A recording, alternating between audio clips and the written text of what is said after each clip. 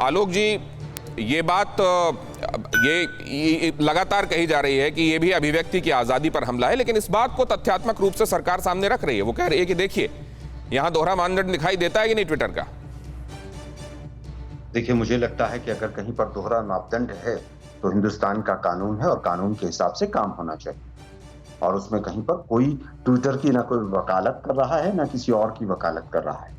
Twitter को कल ही नीम के पेड़ पर लटका के फांसी दे दीजिए।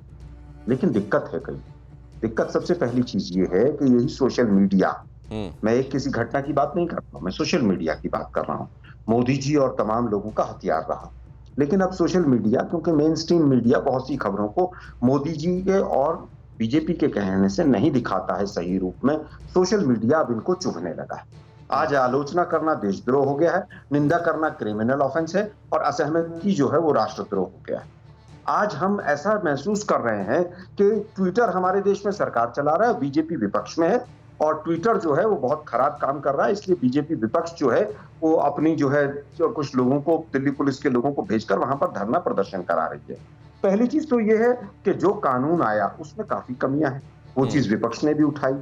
इस तरह से निष्ठुरता, निर्ममता और निरंकुशता के साथ नए भारत का निर्माण और बिग डैडी का रोल जो है वो केंद्र सरकार कर रही है। सोशल मीडिया उसमें पूरी तरह से एक सोशल मीडिया पुलिसिंग की बात और आईटी मिनिस्ट्री को थाना बना दिया और तमाम प्लेटफॉर्म्स पर इस बात को उठाया गया, लेकिन इसका कोई जिक्र नहीं करता है।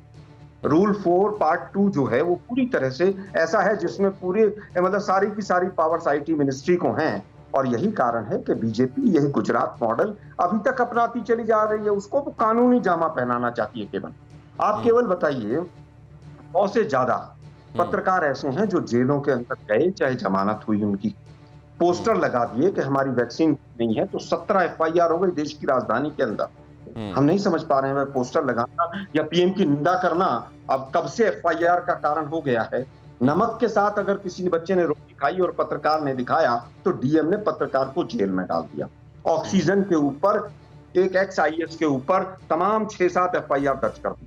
अब दूसरी बात आती है कि जो कानून बना 25 फरवरी को आया और 3 महीने बाद लागू हुआ 25 मई को, उसके अंदर कई तमाम तरह की टेक्निकल प्रॉब्लम्स भी हैं। रूल 4(2) का मैंने हवाला दिया, रूल 7 का हवाला दिया, तमाम ऐसी चीजें हैं।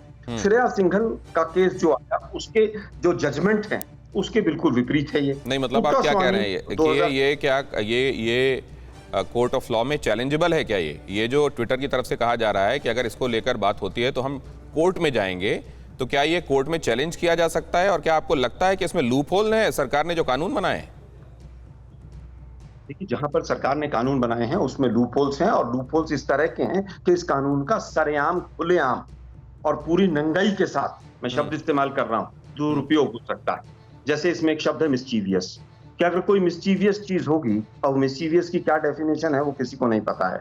दूसरा, कि कहीं पर भी इंटरनेशनल रिलेशंस पर कोई क्वेश्चन मार्क लगेगा। अरे पूरा नोएडा का मीडिया भाई पूरी जिस तरह से चला रहा है, हरियाणा और महाराष्ट्र का जब चुनाव आता है तो पाकिस्तान की गर्लफ्रेंड और उसकी गर्लफ्रेंड और क्या क्या चलाता है वो पूरे देश देखता है। लेकिन इनका किस तरह से दुरुपयोग हो सकता है, सवालिया निशान ये है। मैं तो मोदी जी का एक इंटरव्यू याद कर रहा था, ANI को। बस एक बात बताइए आलोक जी, अगर नियत ठीक नहीं हो तो आलोक जी आप बात पूरी कीजिएगा, लेकिन क्या दहेज विरोधी कानून का दुरुपयोग नहीं हुआ? क्या SC/ST एट्रॉसिटी एक्ट का दुरुपयोग नहीं हुआ? किस कानून के संदर्भ में आप ये कह सकते हैं? बलात्कार को लेकर जब सख्त कानून बनाए गए, इस देश की मांग पर ही बनाए गए, तो ये देखा गया कि कई जगहों पर बलात्कार के केसेस बढ़ गए। तो सर इसका हवाला देते हुए कानून तो नहीं रोका जा सकता ना?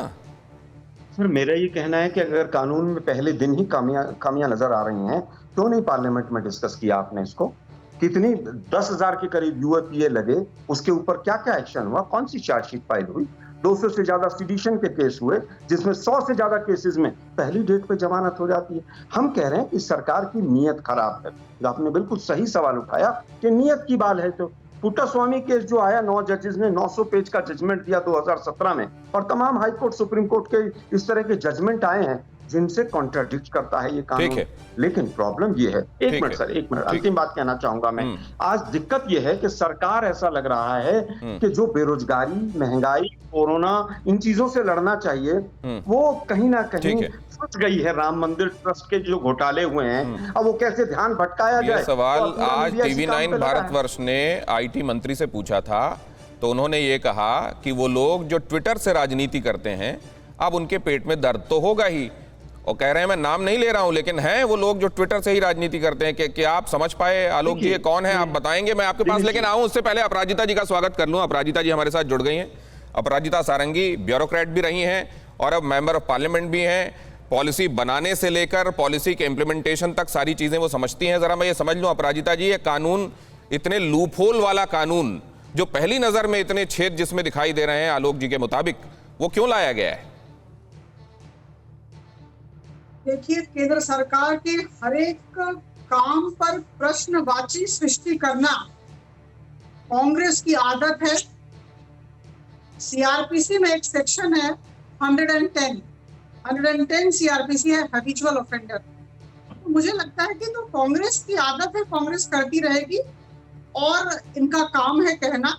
जहां तक रूल्स की बात है, आईटी रूल्स की बात है जो 26 मई 2021 से लागू हुई, मुझे लगता है देश के अंदर जितने भी बिजनेस कंसर्न्स हैं, मैं बहुत जोर देकर, बहुत आत्मविश्वास के साथ इस शब्द का प्रयोग कर रही हूँ, जितने भी बिजनेस कंसर्न्स हैं, ट्विटर एक बिजनेस कंसर्न, तो इन्हें तो बात माननी पड़ेगी। जो नियम है देश के, जो कानून है देश के, मानने के लिए ये लोग बाध्य हैं।